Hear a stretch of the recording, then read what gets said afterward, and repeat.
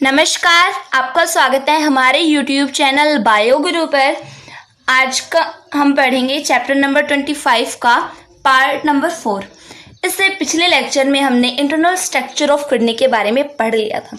एक बार उसे रिवाइज करना जरूरी है, तो चलिए एक बार उस इंटरनल स्ट्रक्चर ऑफ किडनी को रिवाइज कर लेते हैं। तो ये है हमारे पास किडनी की इंटरनल स्ट्रक्चर। तो इस किडनी में आपको पता है ये जो ऑक्सीनेटेड और जिसमें यूरिया होता है वो एक आर्टरी आती है, उसका नाम है रीनल आर्टरी यानी कि वृक्क धमनी। और इसका इन पिरामिड्स के ऊपर का भाग कहलाता है कॉर्टेक्स। ये भाग क्या कहलाता है? कॉर्टेक्स।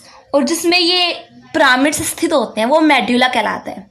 तो इस कारण से इन पिरामिड्स को कहते हैं मेडुलरी पिरामिड्स।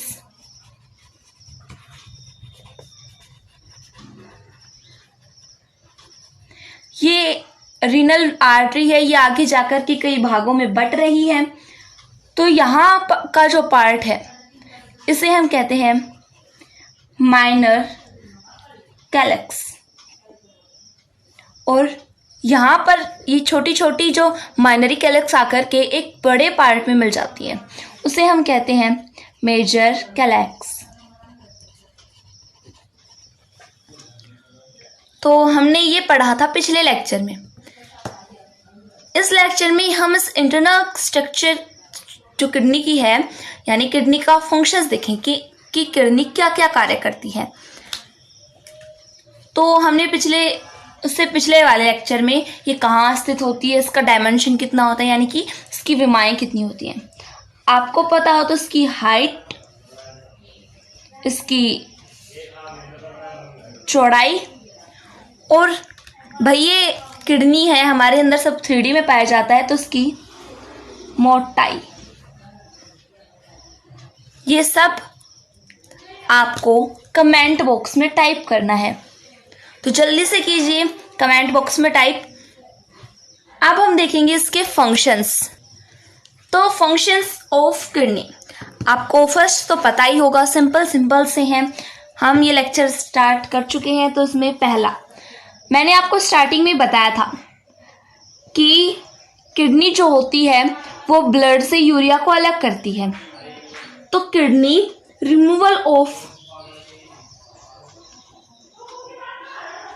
रिमूव करती है metabolic waste, removal of metabolic waste from blood. समझ में आया होगा कि रक्त या रुधिर से जो उपापचयी पदार्थ होते हैं, व्यर्थ पदार्थ, उपापचयी अपशिष्ट पदार्थ कहते हैं जिसे, उन्हें अलग करती है किडनी। अभी मेटाबॉलिक वेस्ट कौन कौन से थे हमारे पास? मेटाबॉलिक वेस्ट में हमारे पास था यूरिया और क्रिएटिनिन। यूरिया लीवर में बन रहा था और क्रिएटिनिन जो है ये क्रिएटिन ब्रोक डाउन होकर के बना रहा था क्रिएटिनिन। तो जो हमारी किडनी है ये हमारे ब्लड से, हमारा ब्लड जो है ये कहाँ से आता है? रीनल आर्टरी के द्वारा। और आर्टरी से आता है तो उसमें ऑक्सीजन भी होती है और इसमें यूरिया के साथ कुछ अलग मेटाबॉलिक वेस्ट्स भी होते हैं। तो किडनी उन्हें रिमूव करती है। वो दो है यूरिया और क्रिएटिनिन। सेकंड आता है ड्रग्स को अलग करना, removal of drugs from blood. Drugs यानी कि आप ड्रग्स से मतलब ये मत समझिए कि जैसे चिरस, गांजा, इनसे मतलब नहीं है। जो हमारी मेडिसिन्स होती हैं यानी कि जो हमारी दवाइयाँ होती हैं वो ड्रग्स ही होती है। जैसे आप PCM लेते हो, पैरासीटामोल लेते हो, या कोई भी कैप्सूल या फिर मेडिसिन लेते हो, वो सभी ड्रग्स होती हैं। अब भैया आप छोटे थे तब आपने कभी PCM ली थी, क्या वो अभी तक आपकी बॉडी में है? नहीं, वो बाहर निकल जाती है, वो रिमूव कर दी जाती है किडनी के द्वारा। कैसे? देखिए, हमने मान लीजिए कोई ड्रग्स लिया, यानी कि कोई मेडिसिन ली, वो फिलहाल है हमारे स्टमक में। मैं बना रही हूँ ड्रग्स को इस ब्लू कलर से, इसके अंदर है। अब ये आगे जाएगी स्मॉल इंटेस्टाइन में, मान लीजिए चली गई है। वहां से ये एक, यहां से एक क्या निकलती है, वेन निकलती है। जैसे यहाँ पे है हमारी लार्ज इंटेस्टाइन यानी बड़ी आंत, और इसके अंदर मौजूद है हमारी स्मॉल इंटेस्टाइन। तो स्मॉल इंटेस्टाइन है, लेकिन इसके पीछे से यहाँ से एक वेन जा रही है, और ये वेन आगे जाकर के कहाँ मिलती है, लीवर में मिलती है। इस वेन का नाम है hepatic portal vein. Hepatic portal vein से ये जाकर के लीवर में मिल जाती है, और लीवर में भी कुछ सेल्स हैं, ये लीवर के सेल्स हैं। और जो हमारी ड्रग्स या फिर मेडिसिन गई है, ये या तो इसे कैप्चर कर लेती है, और कैप्चर करने के बाद ये अपने बाइल जूस के साथ इसे कहाँ डाल देंगी, स्मॉल इंटेस्टाइन में। भाई देखिए, यहाँ से ये इस हिपैटिक डक्ट, पोर्टल डक्ट के माध्यम से इसमें चली गई और बाइल जूस डालता है, तो उसके साथ ये इसे कैप्चर करके, इसकी सेल्स से कैप्चर करके वापस इसमें डाल देती है, और ये फिर हमारी लार्ज इंटेस्टाइन में चला जाता है और शरीर से बाहर चला जाता है। या फिर ये इसे कैप्चर नहीं करती है या इसे पकड़ती नहीं है, तो ये कहाँ जाती है। अब हमारे लीवर में वो भी बन रहा था यूरिया, उस यूरिया के साथ चली जाती है हिपैटिक वेन की सहायता से, अलग अलग पार्ट्स में जाती है। तो जहाँ इससे ज़रूरत होगी, जैसे मान लीजिए हमारी कोई भी ऑर्गन जिसे इस ड्रग्स की ज़रूरत है, वो जाकर के इस पर एक्ट करता है, कुछ कार्य करता है, और लास्ट में ये इस तरीके से किडनी में भी जाता है। किडनी में जाने के बाद ये किडनी क्या करती है, यहाँ से ड्रग्स को हटा लेती है, यूरिया को अलग कर लेती है। तो इस तरीके से ये इस मूत्रवाहिनी के द्वारा हमारे शरीर से बाहर निकलवा देती है। तो ये कार्य होता है किडनी का। 2 वर्ग हमने किडनी के पढ़ लिए हैं। 3rd नंबर आता है रेगुलेटरी फंक्शंस।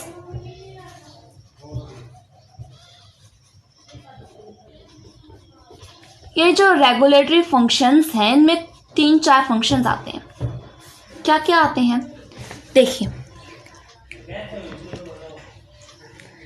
जो हमारी किडनी है, ये हमारे ब्लड में अगर ज़्यादा आयंस हो जाते हैं, जैसे हमारे ब्लड में पोटेशियम आयन ज़्यादा हो गया, कैल्शियम आयन ज़्यादा हो गया, तो उसे ये निकाल देती है और बॉडी से अलग कर देती है, यानी कि शरीर से निष्कासित कर देती है।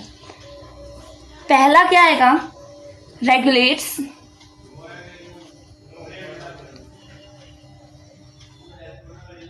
आयनिक कंसंट्रेशन इन ब्लड, यानी कि रक्त में अगर आयनों की सांद्रता, कंसंट्रेशन मतलब क्या होता है, कंसंट्रेशन मतलब सांद्रता, आयनिक यानी आयनों की सांद्रता अगर ज़्यादा हो जाती है तो वो उसे अलग कर देता है। इसी तरीके से हमारी बॉडी में अगर वाटर ज़्यादा हो जाए, वाटर की सांद्रता, पानी की ज़्यादा मात्रा हो जाती है, तो वो भी उसे अलग कर देती है। आपने देखा होगा, अगर हम ज़्यादा पानी पीते हैं तो हम ज़्यादा टॉयलेट करने जाते हैं, और हम कम पानी पीते हैं तो हम कम टॉयलेट करने जाते हैं। और 3rd आता है pH of blood, regulates pH of blood, और ये regulates water concentration in blood.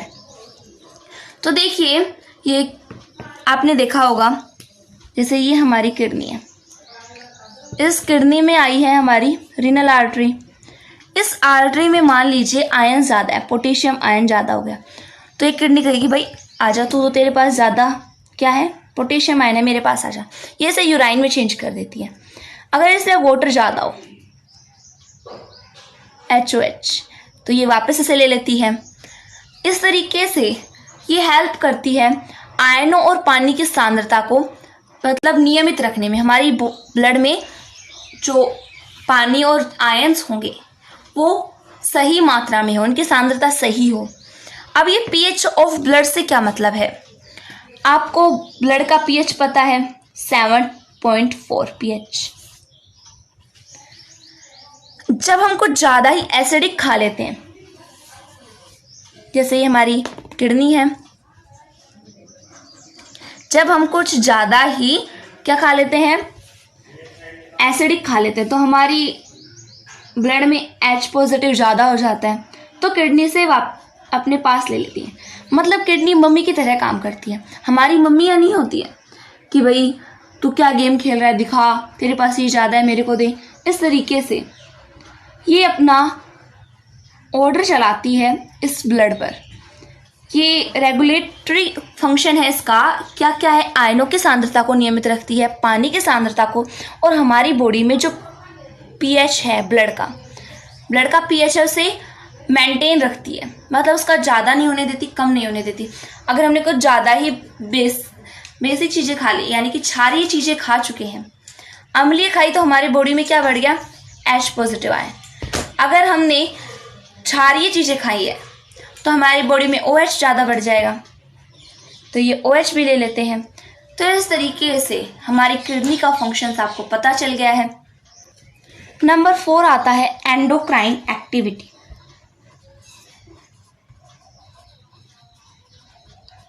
Endocrine activity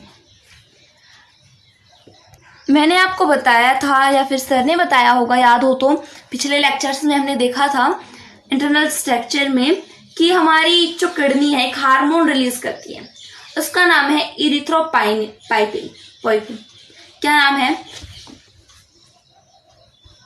erythropoietin. ये क्या करता है? ये जाकर के रेड बोन मैरो यानी कि लाल अस्थि मज्जा पर अटैक करता है। इरिथ्रोपोइटिन जो है ये हार्मोन है, और ये हार्मोन जाकर के रेड बोन मैरो पर अटैक करता है, और रेड बोन मैरो में बनती है हमारी सेल्स, आरबीसी, डब्ल्यूबीसी। तो इस तरीके से आरबीसीज का निर्माण होने लगता है।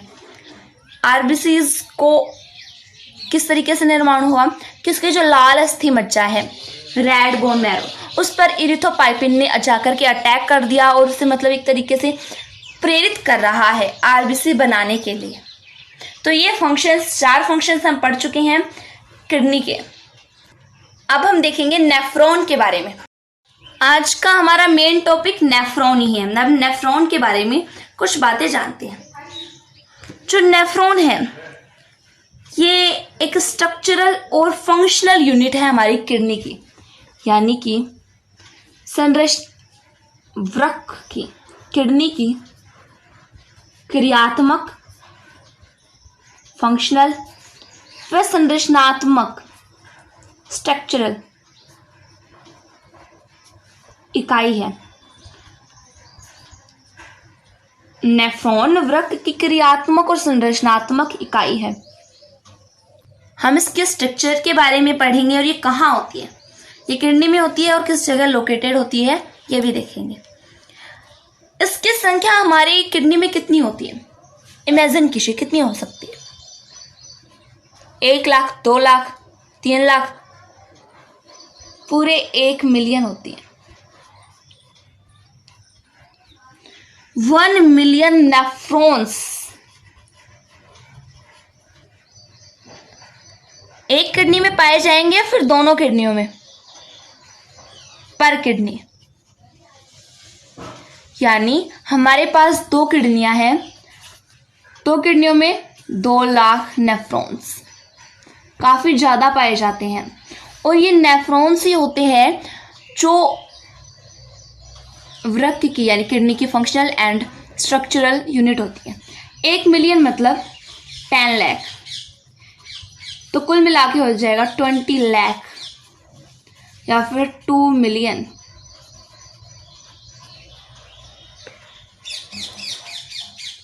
देखिए ऐसा तो है नहीं कि हमारी रीनल आर्टरी से ऑक्सीजन, ऑक्सीजनेटेड ब्लड और यूरिया गया तो इसमें यूरिया रह जाता है और हमारा ऑक्सीजनेटेड ब्लड डीऑक्सीजनेटेड होके इस वेन के माध्यम से चला जाता है। ये यूरिया यहाँ कैसे अलग हुआ इस ब्लड से? ये जो होता है हमारी किडनी के अंदर, ऐसे फंक्शनल और स्ट्रक्चरल जो यूनिट होती है वो होती है हमारी नेफ्रॉन्स। नेफ्रॉन्स काफ़ी छोटे होते हैं, माइक्रोस होते हैं। ये फंक्शन होता है हमारी किडनी में नेफ्रॉन के अंदर, यानी कि ब्लड से यूरिया को अलग करना नेफ्रॉन के अंदर होता है। जो पार्ट्स ऑफ नेफ्रॉन्स होते हैं, पार्ट्स ऑफ नेफ्रॉन, ये एपिथेलियम सेल्स से बने होते हैं। ए tube of epithelium, epithelium cells. अब ये एपिथेलियम सेल्स कैसे होते हैं ये जानने के लिए हमें पहले पढ़ना होगा टिश्यूज के बारे में। टिश्यूज यानी कि उत्तक, सेल्स मिलकर के ही तो उत्तक का निर्माण करती हैं। तो अब हम पढ़ेंगे टिश्यू के बारे में। पहले टिश्यू के बारे में जान लेते हैं, ये हमारे लिए इजी होगा। वैसे आपको पता होना चाहिए हमारी बॉडी के अंदर 4 प्रकार के टिश्यूज होते हैं। 4 कौन कौन से? First epithelial, second connective, third muscular, fourth nerves. Sorry तो हमने बताया कि हमारे जो नेफ्रॉन्स के पार्ट्स हैं, नेफ्रॉन के पार्ट्स ही एपिथेलियल सेल से बने होते हैं, इस कारण हम एपिथेलियल के बारे में पढ़ेंगे। जो एपिथेलियल है ये 5 प्रकार की होती है। देखिए, पहला, ये इस तरीके से चपटी चपटी हो, इसे हम कहते हैं स्क्वैमस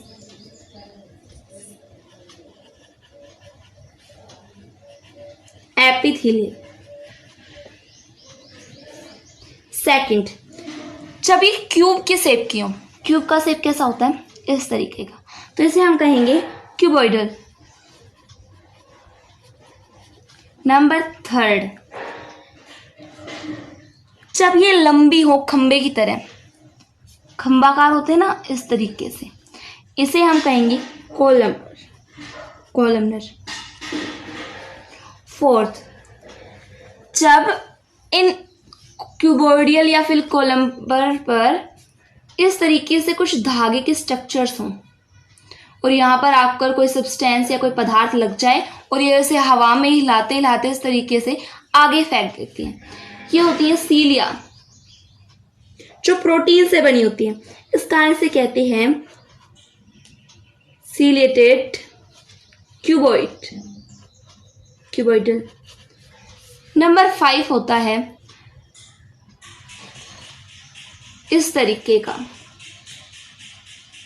यह आपने देखा होगा बड़ी आंत और छोटी आंत में जो अवशोषण की सतह बढ़ाते हैं, इसके ऊपर ही क्या बताया था हमने? माइक्रोविलाइज।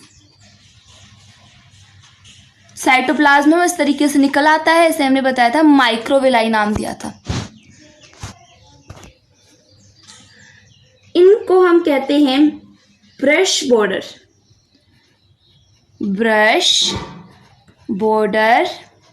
ये कैसा शेप है? क्यूबॉइड का, तो ब्रश बॉर्डर क्यूबॉइडल। या फिर ये कॉलम के आकार की भी हो सकती है इस तरीके से, तो ब्रश बॉर्डर कोलमर। तो ये 5 प्रकार हैं, जिसमें से हमारे जो आएंगे अब हम वो देखेंगे कौन कौन से आएंगे। स्क्वैमस एपिथेलियल, जो ये एपिथेलियल बताया था मैंने आपको, स्क्वैमस एपिथेलियम, ये हमने सर्कुलेटरी सिस्टम में पढ़ा था, तब इसे एक स्पेशल नाम मिला था। स्पेशल नाम क्या था इसका? एंडोथेलियम। एपिथेलियल का स्क्वैमस एपिथेलियम जो है, इसका सर्कुलेटरी सिस्टम एक स्पेशल नाम था एंडोथेलियम। तो अब हम देख रहे हैं नेफ्रॉन के अंदर। नेफ्रॉन की स्ट्रक्चर कैसी होती है, पार्ट्स ऑफ नेफ्रॉन देख रहे थे। तो चलिए वापस पार्ट्स ऑफ नेफ्रॉन पर आते हैं। पार्ट्स ऑफ नेफ्रॉन, नेफ्रॉन के अंग। देखिए दो अंग होते हैं, इसके दो पार्ट्स होते हैं, एक होता है ग्लोमेरुलस और एक होता है रीनल ट्यूबल।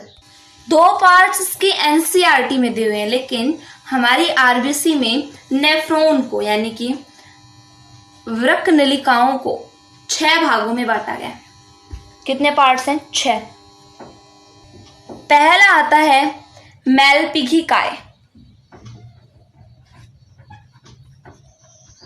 मैलपिघिकाय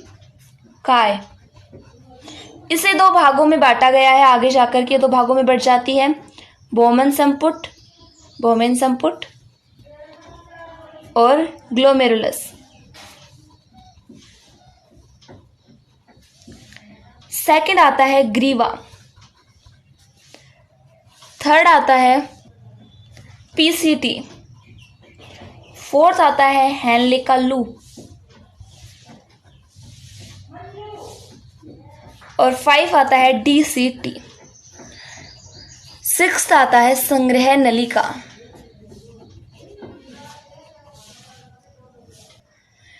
इसमें जो ग्लोमेरुलस है हमारी एनसीईआरटी में, ये है आरबीएससी। एनसीईआरटी में क्या है? 2 पार्ट्स हैं, एक है ग्लोमेरुलस और दूसरा है रीनल ट्यूबल। तो रीनल ट्यूबल है, इसमें ही ये 3 पार्ट आते हैं, 3 नहीं 4, बोमेन संपुट, पीसीटी, हैनलेस लूप और डीसीटी। ये 2 पार्ट नहीं आते हैं, लेकिन हमें सारा पढ़ना है। तो मैं आपको तो चलिए देख ले ग्लोमेरुलस के बारे में। सबसे लास्ट संपुट पर थे, बोमेन संपुट से स्टार्ट करते हैं क्योंकि ये सबसे अलग आएगा। इसमें पहले हम सबसे लास्ट में हम ग्लोमेरुलस के बारे में पढ़ेंगे। बोमेन संपुट जो है ये एक प्यालेनुमा संरचना है, इस तरीके से। ये प्यालेनुमा संरचना है बोमेन संपुट। यहां से निकलती है ग्रीवा, इस भाग को हम कहते हैं ग्रीवा, और ये आगे जाकर के इस तरीके से कुंडलित हो जाती है और फिर ये अचानक से नीचे की तरफ टर्न ले लेती है।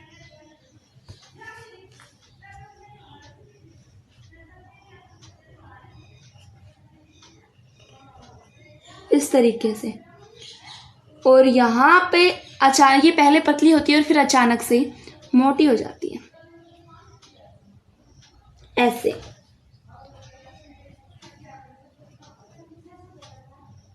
और फिर वापस से ये कुंडलित हो जाती है।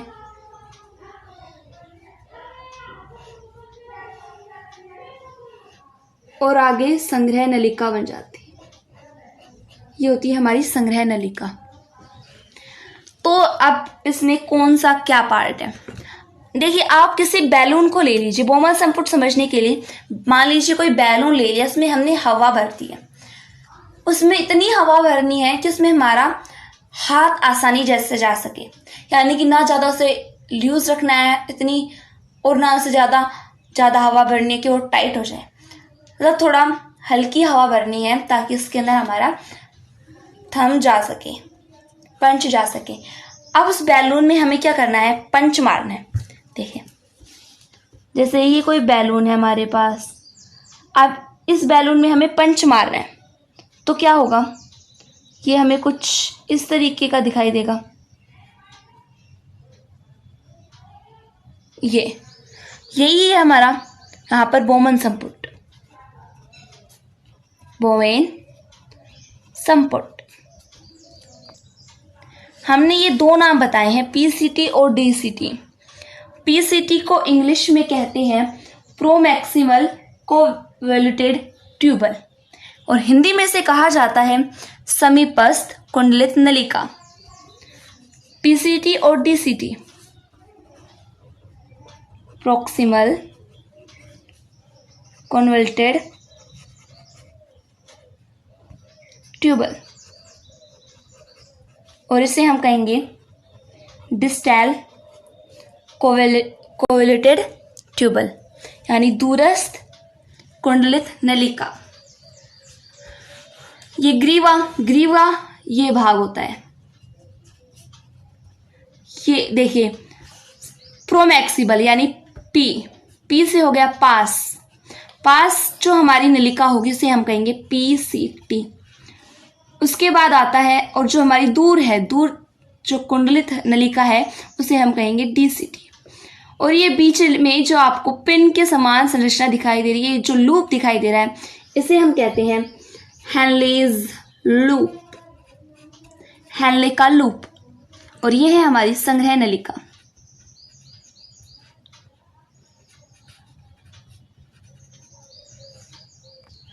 अब आप कहोगे कि हमने टिश्यूज के बारे में क्यों पढ़ा था। अब हम इसमें टिश्यूज देखेंगे कि कहाँ कौन सा टिश्यू होता है। सबसे पहला हमने बताया बोमन संपुट। ये बोमन संपुट है, आपको प्याले के समान संरचना दिखाई दे रही है। और इस बोमन संपुट की इनर और आउटर लेयर दो परतें हैं। एपिथेलियल की लेयर पाई जाती है यहाँ पर पाया जाता है इस तरीके से चपटी एपिथेलियल, जिसे हम कहते हैं स्क्विमस एपिथेलियम। इसी तरीके से यहाँ पर पाई जाती है। तो ये कौन सी है हमारी स्क्विमस एपिथेलियल।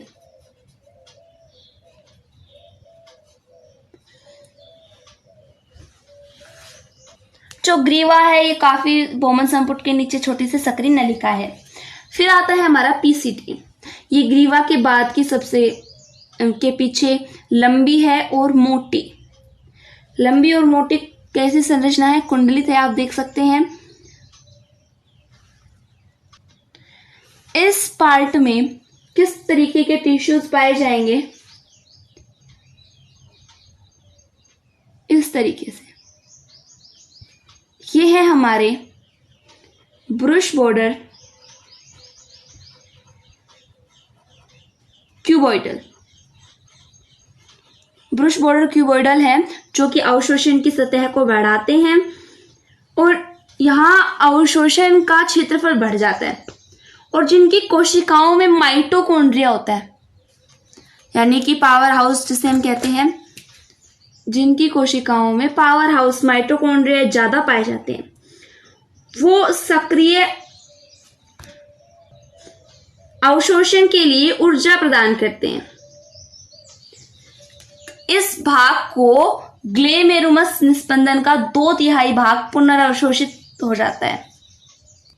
अब नेक्स्ट स्ट्रक्चर आती है हमारी हेनलेज लूप, यानी कि हेनले का लूप। ये समीपस्थ यानी कि PCT, समीपस्थ कुंडलित नलिका और दूरस्थ कुंडलित नलिका के बीच का भाग है। यहां पे इस तरीके से ब्लड आएगा, तो ये हो जाएंगी हमारी डिसेंडिंग लिम्ब।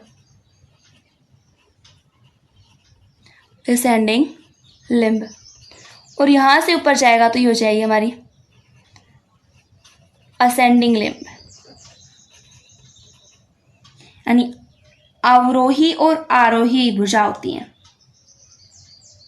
जो आरोही भुजा है, इसे आरोही असेंडिंग को आरोही और अवरोही कहेंगे डिसेंडिंग को। आरोही भुजा कहाँ खुलती है? DCT में। अब DCT आता है, इसमें नॉर्मल सेल्स पाई जाती हैं, किसी प्रकार की नहीं पाई जाती हैं, ना इसमें कोई ब्रुश बॉर्डर होता है ना सैकस एपिथेलियम, नॉर्मल सेल्स पाई जाती हैं। जो DCT है हमारा, ये इसमें आरोही भुजा के बाद का भाग है। और लास्ट आता है हमारा DCT के बाद संग्रह नलिका, जहां पे DCT की नलिका खुलती है। इसमें कई वृक्क नलिकाएं खुलती हैं, यानी कि कई नेफ्रॉन्स खुलते हैं। इस तरीके से मान लीजिए इसमें एक और नेफ्रॉन आ जाएगा यहाँ पर, और उसकी इसके ऊपर खुल जाएगी, ये काफी बड़ी होती है। और इस तरीके से यहाँ कुछ नेफ्रॉन्स की मिल गई और अलग नेफ्रॉन्स की आकर के संग्रह नलिका इसमें मिल जाती है, तो ये काफी बड़ी हो गई। मतलब बहुत से संग्रह नलिका मिलकर के एक मोटी संग्रह नलिका बना लेंगी, जिसे हम कहते हैं बेनिलाई की वाहिनी। क्या कहते हैं? बेनिलाई की वाहिनी। और लास्ट में ये बेनिलाई की वाहिनी है, बेनिलाई की वाहिनी है, पेल्विस में खुलती है। पेल्विस क्या होता है? जो हमारी मूत्रवाहिनी थी उसका आगे का कीटनुमा भाग होता है। ये हमने देखा है ओनली रीनल ट्यूबल के बारे में। इसमें 4 पार्ट्स थे हमारे एनसीईआरटी में, लेकिन हमने ये 1 2 6 पार्ट पढ़ लिए। लास्ट हमारा ग्लोमेरुलस बचा है। ये कहाँ होता है? पहले इसकी पोजीशन देख ली। नेफ्रॉन की पोजीशन कहाँ होती है? किडनी के अंदर। अब हम देखेंगे कि किडनी में नेफ्रॉन की पोजीशन कहाँ होती है, नेफ्रॉन कहाँ होता है। तो ये हमने किडनी का बड़ा डायग्राम ड्रॉ किया हुआ है। इसमें आती है हमारी रीनल आर्टरी। इस रीनल आर्टरी के पास 2 चीजें होती हैं। एक ऑक्सीजन, मतलब ये 2 काम करने के लिए आती हैं यहाँ पर, सेल्स को ऑक्सीजन देने के लिए और यूरिया को अलग करने के लिए। ये रीनल आर्टरी जब इस किडनी में प्रवेश करेगी तो ये कई आर्टरियोल्स में बढ़ जाएगी। इस तरीके से आपको पता है कि हमारे पास इस किडनी के अंदर 1 मिलियन यानी कि 10 लाख नेफ्रॉन्स हैं। जब हमारे पास 10 लाख नेफ्रॉन्स हैं तो उन्हें पहुंचाने के लिए, मतलब उन्हें ऑक्सीजन की भी आवश्यकता होगी। तो हमारी आर्टरीज जो हैं वो 1 लाख भाग में डिवाइड होगी, यानी इतनी आर्टरियोल्स बनाएगी। तो देखिए ये है हमारी आर्टरियोल्स। ये यहां से कुछ इस तरीके से निकल जाती हैं।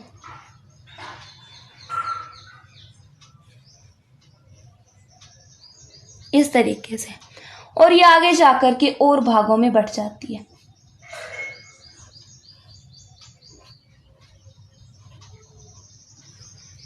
और देखिए हमें 10 लाख आर्टरियोल्स बनानी है, तो इतनी आसान तो है नहीं।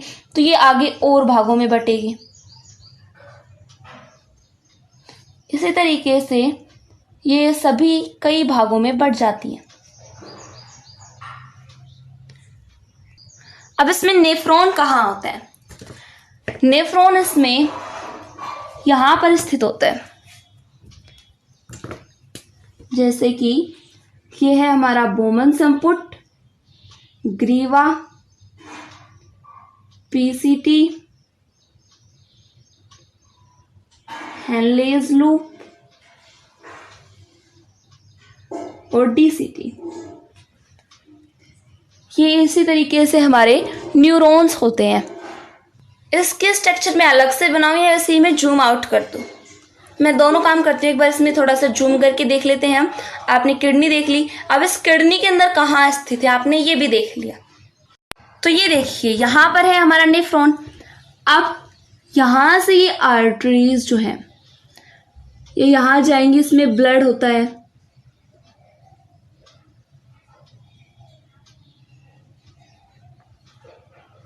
और ये यहाँ पर इस बोमन संपुट में गुच्छा सा बना लेती है और फिर आगे बाहर निकल आती है। क्या हुआ देखिए, अलग से ही समझ लेते हैं एक डायग्राम के साथ। ये है हमारा नेफ्रॉन।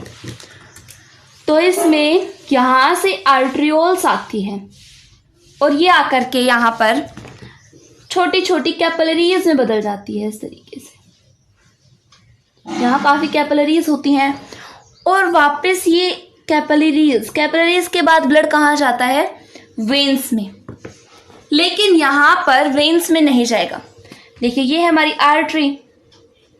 आर्टरियोल्स रीनल आर्टरी की। तो मैंने आपको एक बार बताया था कि आर्टरी कैपिलरीज में जाती, आर्टरी से ब्लड कैपिलरीज में जाता है और फिर कैपिलरीज से वेन्स में जाता है। तो ये क्या वेन्स हैं? नहीं, ये वेन्स नहीं है। ये वेन्स क्यों नहीं है? क्योंकि यहाँ पर ब्लड ने एक काम तो कर लिया। क्या काम कर लिया? यहाँ से ब्लड निकल जाएगा और यूरिया इसमें चला जाता है। लेकिन हमारी रीनल आर्टरी दो काम करने के लिए यहाँ पर आई थी। एक तो ऑक्सीजन देने के लिए और दूसरा यूरिया। ये जो मैंने स्माइल टाइप का बनाया है ये हमारा यूरिया, इस यूरिया को अलग करने के लिए, और दूसरा सेल्स को ऑक्सीजन देने के लिए। तो यहाँ पर तो इन्होंने यूरिया अलग कर दिया लेकिन सेल्स को ऑक्सीजन नहीं दिया। तो कई बार आपसे पूछ लिया जाता है, एम्स या नीट में सवाल आ जाता है कि आर्टरी के बाद कैपिलरीज, और कैपिलरीज के बाद क्या ब्लड सीधा वेन्स में जाता है? ऐसा नहीं होता। यहाँ पर अलग आर्टरीज होती है और आर्टरी होती है, वेन्स नहीं होती, आर्टरी ही होती है। यहाँ पर ये आर्टरी है और ये आर्टरी आगे जाकर के क्या होगा? इससे पहले आर्टरी इस बोमन संपुट में जो गुच्छा बना रही है, कैपिलरीज बना रही है, इसे हम कहते हैं ग्लोमेरुलस। यहां से ब्लड छनता है, यूरिया चला जाता है इसके अंदर और ब्लड वापस यहां से अलग हो जाता है। अब ये पूरी क्रिया विधि तो हम आगे पढ़ेंगे कि मूत्र का निर्माण कैसे होता है, मूत्र निर्माण क्रिया विधि। अब बाकी जो सेल्स बचे हैं न्यूरॉन्स के अंदर, नेफ्रॉन्स के अंदर सॉरी, उन्हें कहाँ से ऑक्सीजन मिलेगा? तो ये आर्टरी आगे जाकर के और कई पार्ट्स में डिवाइड हो जाती है और कैपिलरीज बना लेती है।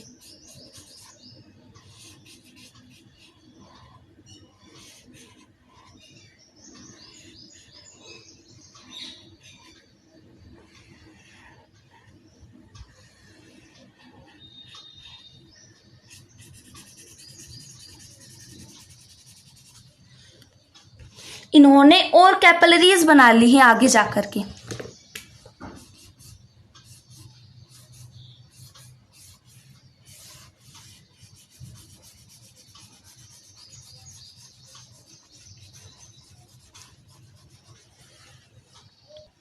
ऊपर जो यूरिया अलग करने के लिए कैपिलरीज बनी थी उसका नाम ग्लोमेरुलस था, लेकिन यहां पर O2 देने के लिए जो कैपिलरीज बनी है इनका नाम है प्रीट्यूबुलर्स।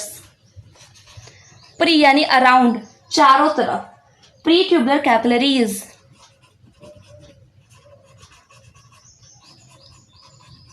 क्या नाम है? प्रीट्यूबुलर कैपिलरीज, क्योंकि इसके चारों तरफ अराउंड हो रही है, चारों तरफ घूम रही है। इसमें जो हैनले के लूप के पास जो कैपिलरी जाती है इसका नाम है वासा रेक्टा। क्या नाम है? वासा रेक्टा। और ये सारी कैपिलरीज आगे जाकर के कहाँ मिल जाती हैं? रिनल वेन में। देखिए क्या हुआ, रिनल आर्टरी जो थी हमारी, ये रिनल आर्टरी आगे जाकर के कई पार्ट्स में बट गई। नेफ्रॉन में इसकी एक आर्टरियोल्स जाती है और यहाँ पर केशिकाओं के द्वारा इसे में ग्लोमेरुलस होता है, ग्लोमेरुलस बना लेती है और यहाँ से यूरिया अलग हो जाता है।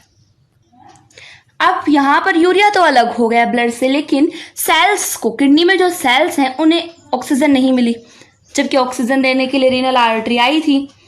तो ये वापस से यहाँ पर एक और कैपिलरीज में डिवाइड हो जाती है।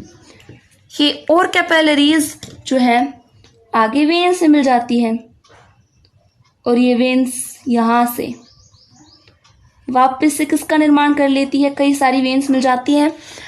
इसी हमारी बॉडी में, एक किडनी में 1 मिलियन नेफ्रॉन्स हैं, तो 1 मिलियन छोटी छोटी वेन्स मिलकर के बड़ी वेन में मिल जाएंगी। सारी नेफ्रॉन्स की वेन्स मिलकर के रिनल वेन बना लेती है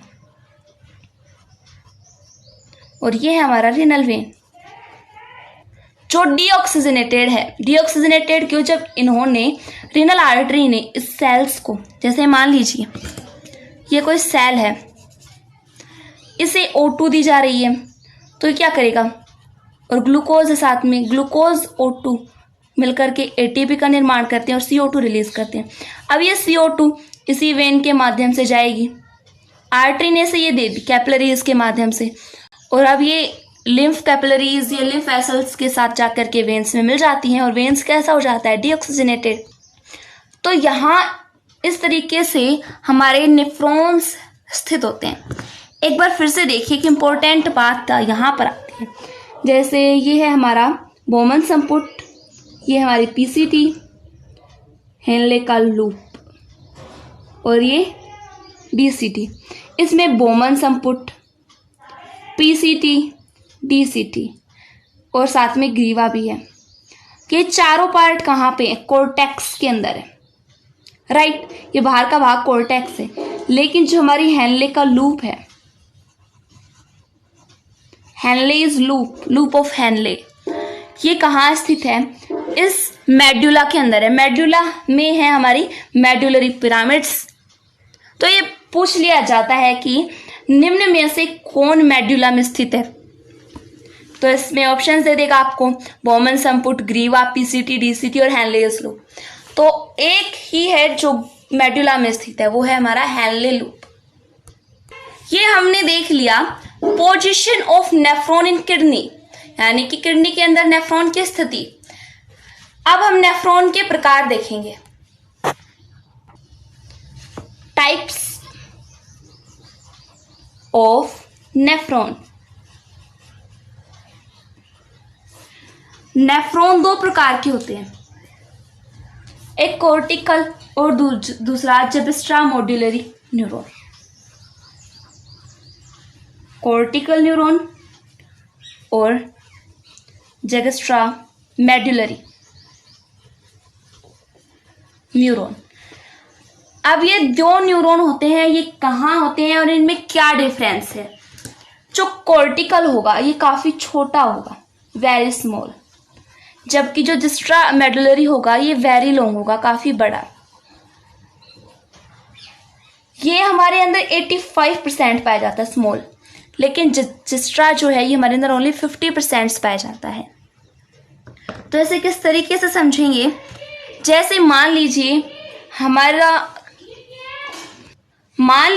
ये है हमारी मेडुलरी पिरामिड और एक पिरामिड यहां पर स्थित है हमारा।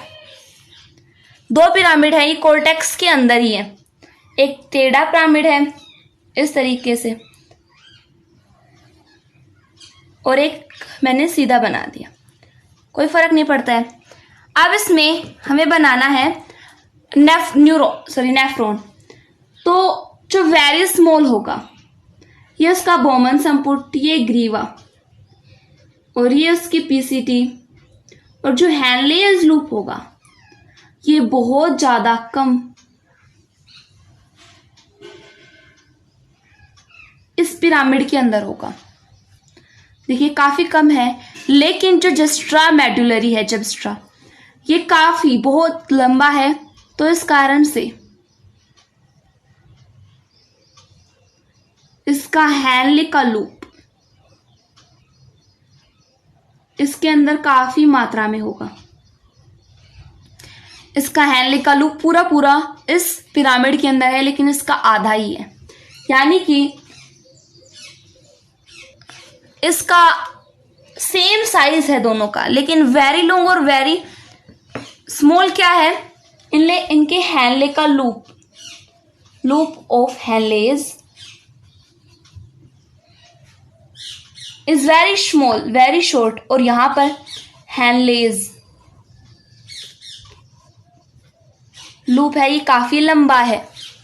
देखिए काफी लंबा है और ये काफी छोटा है, लेकिन जो हमारे अंदर 85% न्यूरॉन्स जो हैं उनके हेनले के लूप्स हैं वो काफी छोटे होते हैं, और 15% जो न्यूरॉन्स हैं उनके हेनले के लूप काफी बड़े होते हैं। तो आज हमने नेफ्रॉन के बारे में पढ़ लिया है। अब नेफ्रॉन में किस तरीके से मूत्र निर्माण की क्रियाविधि होती है ये हम अगले लेक्चर में पढ़ेंगे। आशा करती हूँ कि आपको ये समझ में आया होगा। धन्यवाद।